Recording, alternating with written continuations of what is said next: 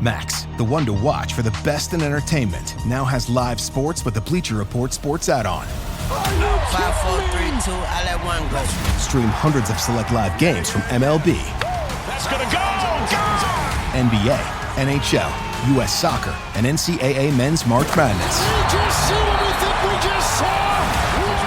And it's all included for a limited time with any Max subscription. He got him! After the promo period, add it for $9.99 a month. Base subscription required. Apple Card is the credit card created by Apple. You earn 3% daily cash back up front when you use it to buy a new iPhone 15, AirPods, or any products at Apple. And you can automatically grow your daily cash at 4.15% annual percentage yield when you open a high-yield savings account. Apply for Apple Card in the Wallet app on iPhone. Apple Card subject to credit approval. Savings is available to Apple Card owners subject to eligibility. Savings accounts by Goldman Sachs Bank USA, member FDIC. Terms apply.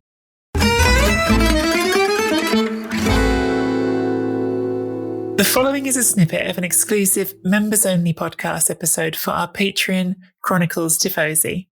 Become a member at patreon.com/Serie A Chronicles for regular bonus episodes and content. I honestly now at this point, it's detrimental. I mean, they lost to Benfica. That was painful to watch. But at least against Benfica, there were 20 minutes of brilliance. Yeah. There was just nothing against Monza. And I knew as soon as Stroppa got sacked that Monza was going to win. Yeah, I just knew. And of course, it was going to be against Juventus. But I mean, they had a semblance of a system. They had a clear idea of what they wanted to do. But Juventus showed up. But they didn't. I think they were there in spirit. I don't think they were actually, I don't know what they were. I don't even know. Like, I wasn't even sure there were bodies on the pitch anymore. Like, I started playing a game on my iPad because I just couldn't bear to look at it anymore. What's happening? I think that energy you're talking about, that I'm just going to do something else because this is that boring, is an energy I have felt before watching Juventus recently. They're not enjoyable to watch at all, and they haven't been for ages. I can't say I saw this coming. Monza were dreadful. I mean, to really emphasize exactly what happened this weekend, Monza were playing for Serie A first time ever this season, right? So they've never won a game in Serie A before because this season they started with 5 losses and a draw. They had a -11 goal difference coming into this game. And sure, you've got a new manager. You've said goodbye to Giovanni Stroppa. You've hired a new manager. The new manager you've hired, Raffaele Palladino, has never managed a professional game before. He's managed youth team games in Monza's youth team. He's been their under-15 coach for a season and then their under-19 coach for a season. This is not like a bit of an upset. This is off the charts madness, like things that shouldn't like be possible. Juventus, who win and win and win and win, except not lately, but that's how we still think of them.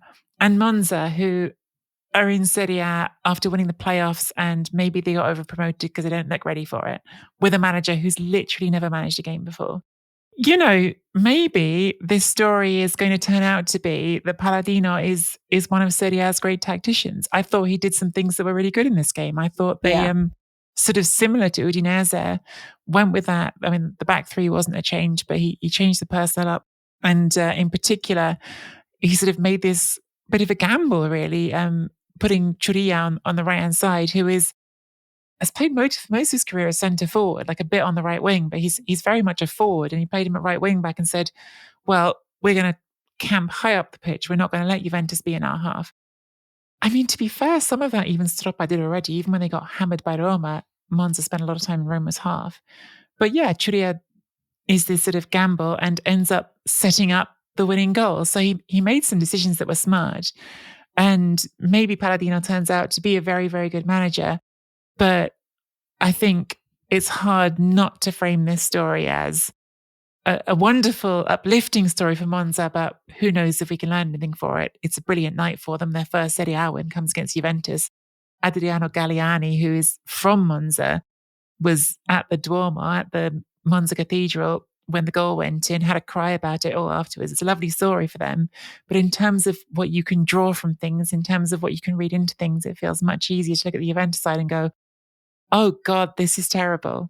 And I really think I really think there's something that I can't fully itemize or explain, but I think there's something in the dynamic between Di Maria specifically, who gets sent off, and Allegri that is hinting at what's not right there at the moment. Because in midweek after the Benfica game, there was this whole story about, was he talking to Milik on the pitch and seemed like he was not happy that Milik got subbed off and still trying to say that to Milik.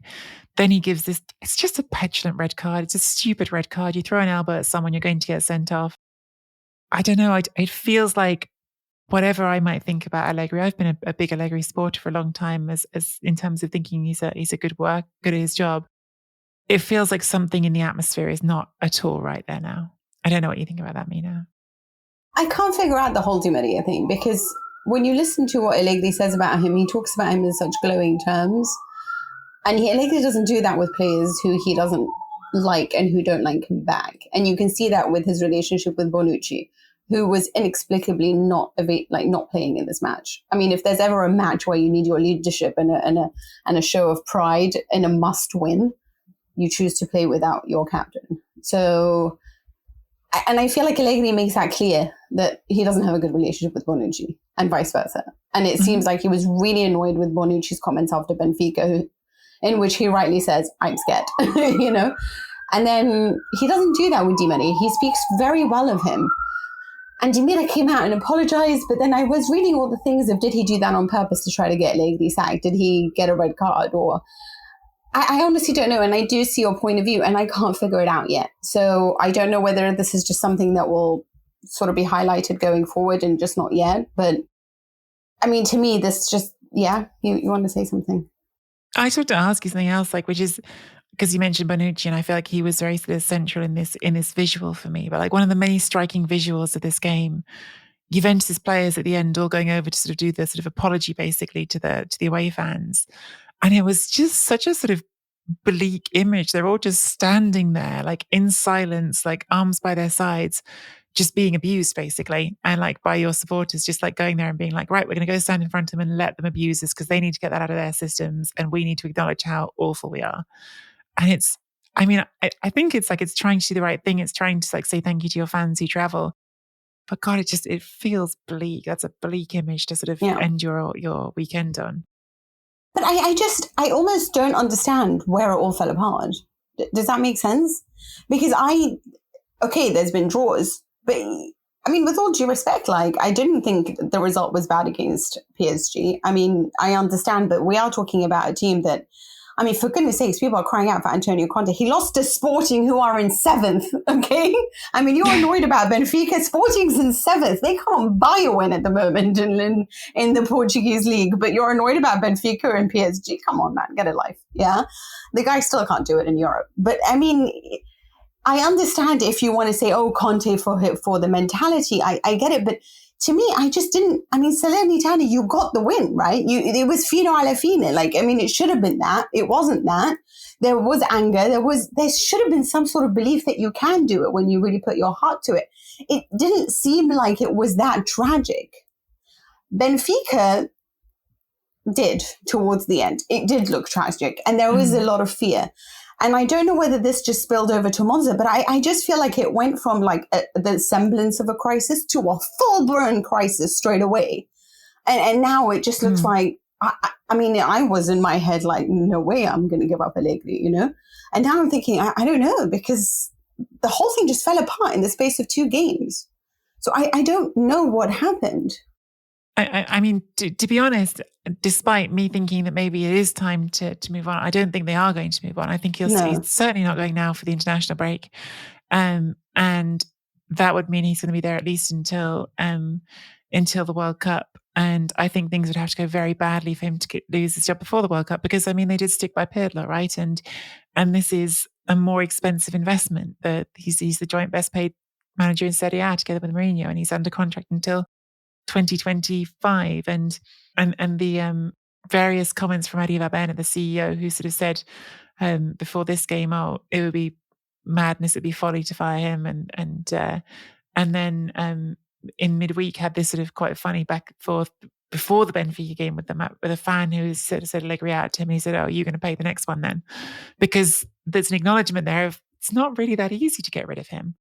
No. And I do think it's worth saying, again, we repeat these things, I think, sometimes, but in 2015-16, Juventus had a worse start than they've got now, and they ended up winning the league quite comfortably. So you don't lose the title in September. You just don't. If you go on a good enough run, you can fix it. In 2015-16,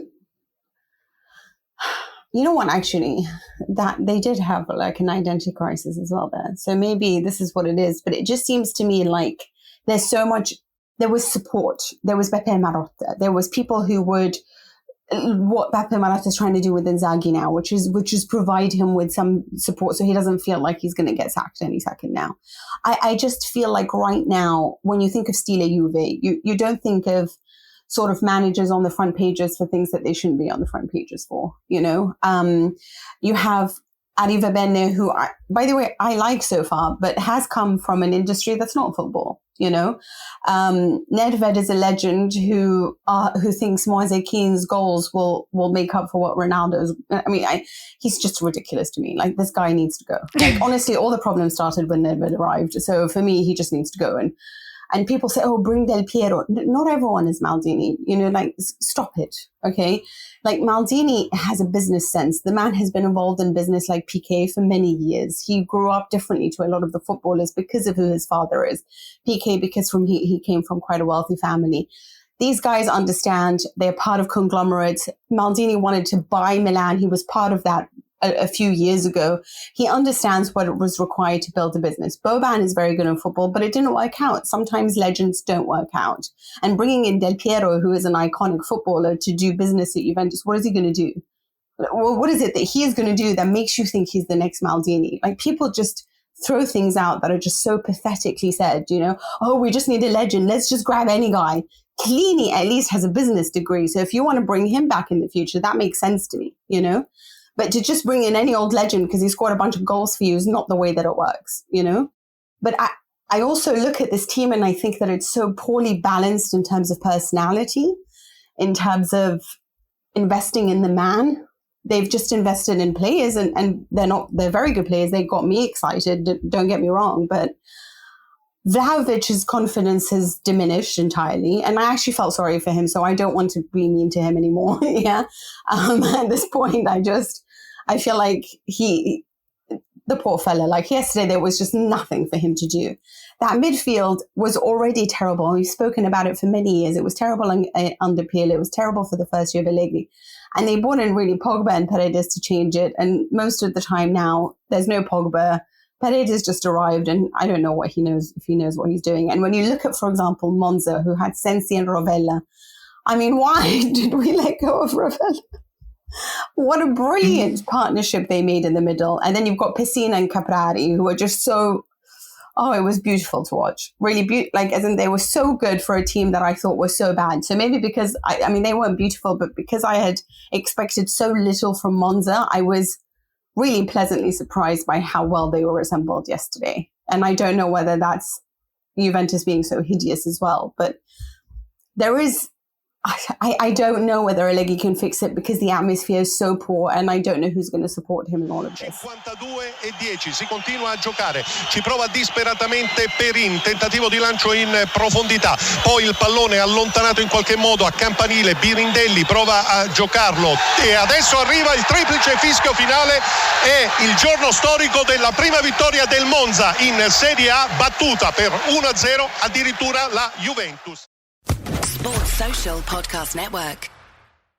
With Lucky Land Slots, you can get lucky just about anywhere. Dearly beloved, we are gathered here today to... Has anyone seen the bride and groom? Sorry, we're here. We were getting lucky in the limo and we lost track of time. No, Lucky Land Casino, with cash prizes that add up quicker than a guest registry. In that case, I pronounce you lucky. Play for free at LuckyLandSlots.com. Daily bonuses are waiting. No purchase necessary. Void where prohibited by law. 18+. Terms and conditions apply. See website for details.